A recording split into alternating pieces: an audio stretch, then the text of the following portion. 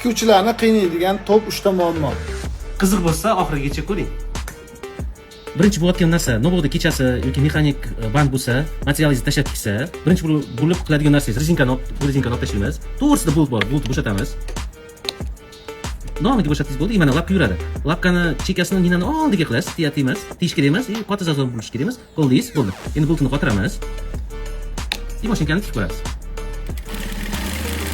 O'shanda mahsulotingiz tashlab ketmaydi. Ikkinchi bo'layotgan muammo naycha urash.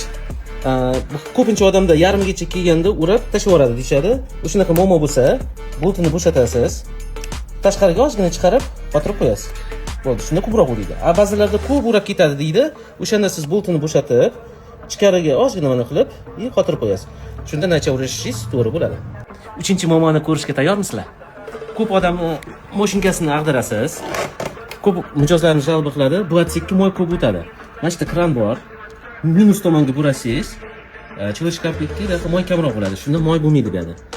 Ba'zi odamlarda naborot moy bo'lmaydi. Quruq bo'lsa, plus tomonga burash kerak. O'shanga обязательно настройка qilib qarab turinglar. Video sizlarga foydali bo'lgan bo'lsa, uni tikuvchi tanishlarga jo'natib qo'yinglar va kimda shunga o'xshash yoki shunaqa muammolar bo'lsa, kommentariyada yozib qoldirsanglar, biz o'sha muammolarga yechim sifatida video olib postga joylaymiz. Videoga bitta like bosing va bizani kuzatishda davom eting.